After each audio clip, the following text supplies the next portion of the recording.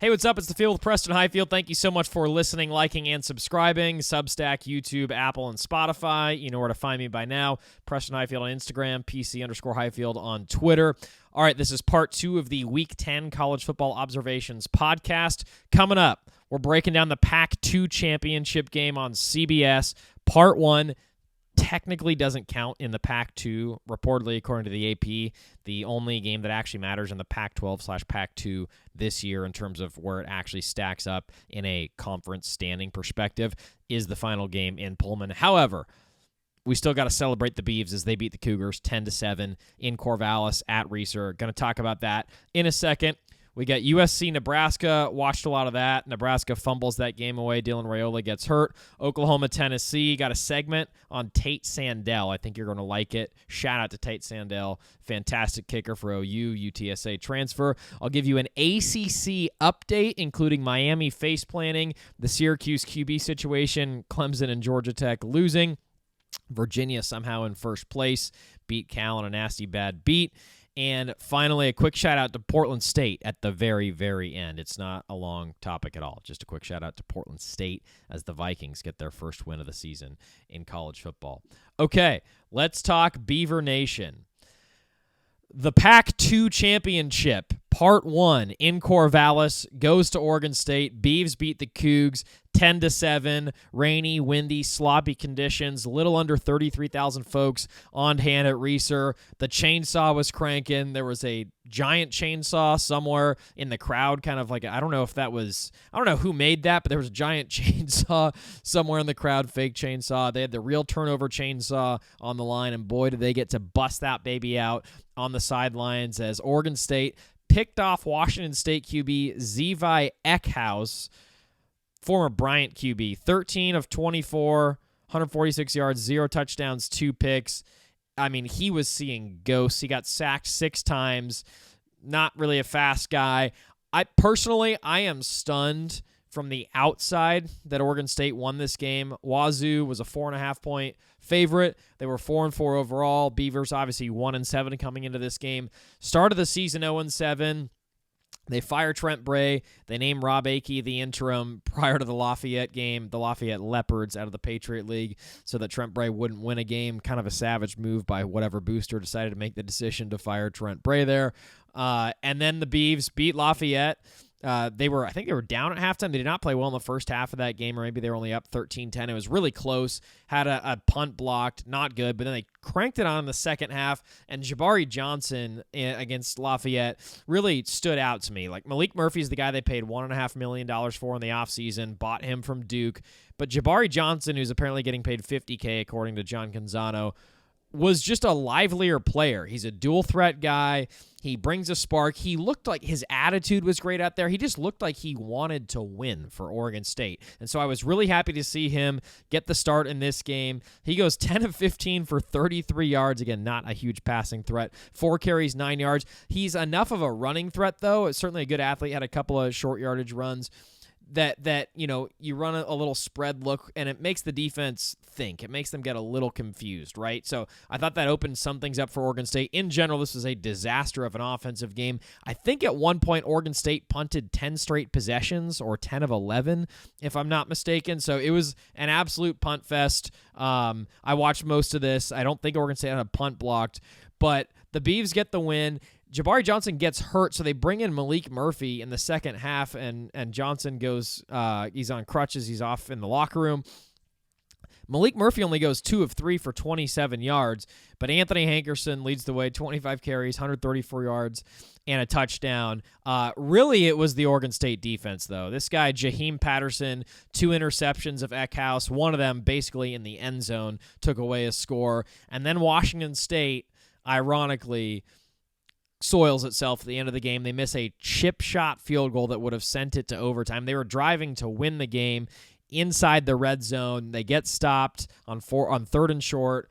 They bring out the field goal unit. All right, let's just go to overtime. They shank it. They shank a chip shot field goal. I think it was 30 yards, maybe 33 officially. Can't make it. Oregon State wins Shout out to Rob Akey. Great post-game interview afterwards on CBS. By the way, this turned into a CBS national game. I was pretty certain this was a CW network game, but it got turned into a CBS national game. So the nation was watching the PAC-2 championship part 1. And again, according to the AP, this doesn't actually count towards conference standings. Again, 2 teams in the Pac-12. Not making fun of them. It's just how it is. Washington State and Oregon State. The Beavs and the Cougs, this game, part 1, did not count in the standings. Apparently, they're going to play a second time. That second game is the one that's going to count as the official PAC-2/Pac-12 rankings for this season. The Beavs have Sam Houston next, by the way. I can guarantee you they're going to win that. Believe Sam Houston. Let me check. Yep, they're still winless at 0-8. Then they have at Tulsa.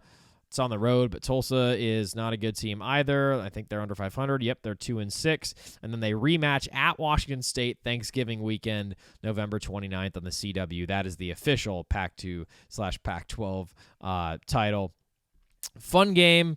Really, really ugly and sloppy. You just kind of got to give the Beavs credit for finding a way to win it. I think my main observations besides that, I really liked Patterson. Again, 2 picks for the Beavs in this game. He was an absolute dude on defense. Hankerson was awesome. The WSU QB, Eckhouse, was just flustered all night. Loved the energy from Rob Akey, the interim coach here. It's a dark season for Oregon State. There's no other way around that. They started 0-7. They fired their coach. They feel kind of lost at sea as a program right now. But I'm glad that Akey and the staff had the guts to put in Johnson over Murphy because he just looks like he wants to be out there. And Murphy did bring some solid energy in the end. Again, he only threw 3 passes, but he brought some solid energy once Johnson was out of the game with an injury. It was really more about Hankerson and the defense. That was basically what won them the game, is Hankerson and the defense. It was just a Beaver team that fought, man. That's kind of the best way to say it. Like, their defense was everything in this game. Washington State's offense, oh my God. I mean, they had a win this year, 36-13 over someone pretty decent. Who was that? Was it North Texas? No, they lost at North Texas. Oh yeah, they beat San Diego State, who by the way is in first place in the Mountain West, 36-13 earlier this year. Talk about a game that just makes no sense looking back at it, because San Diego State looks great, and Washington State, I mean, they've lost 3 of 4. They're 4-5 overall. I don't know how they went to Ole Miss and barely lost. They went to Virginia and barely lost. Like, everything on paper in this game said that Washington State should have won this by like 14-21. And by the way, like, the Beavers didn't even move the ball very well. But Hankerson, you could argue, was the best offensive player in the game. He is kind of he's the bell cow of the team. He's officially, going into the year, the trio of Murphy, Hankerson, and Trent Walker on paper on offense seemed like that's a pretty good trio. And Trent Walker's been great. He's among the nation's leaders in total receptions on the year. Obviously Murphy's fallen off, but Hankerson in the fourth quarter gets an overtime or gets a touchdown, and the Beavs win 10-7 over the Cougs. It was 3-0 and 7-3 for a lot of the game. Not a pretty one. Again, about 33,000 folks on hand. I'm not sure, I'm not trying to be rude or pessimistic. I'm not really sure this season matters at all for Oregon State. Like, I think they're just going to throw this season away. Obviously, interim coach, no real conference. But this was kind of their Super Bowl, right? This and the Thanksgiving weekend one in Pullman. It's their Super Bowl. They get it done. So shout out to the Beavs. I kind of can't believe it. I was really, really, really convinced that Washington State was going to win this game. But hey, Oregon State and Rob Akey, the power of an interim coach, man. Never underestimate the power of an interim head coach. And Jimmy Rogers, the new coach at Wazoo, they desperately need a new QB, and they need to figure out what's going on offense there, because that was not good. But again, shout out to Jaheim Patterson for the Beavs. That the 2 picks, one of them was huge, took away a touchdown, and the Beavs defense get it done. So not a lot other than that. I can't believe it was a CBS national game, but I'm happy for the Beavs, man. It was a moment. It was a moment Bill Simmons. Are the Beavers having a moment? The Beavers are not having a moment. This is a throwaway season, but they get the win over Washington State. And again, the official PAC-2 championship game is Thanksgiving weekend in Pullman.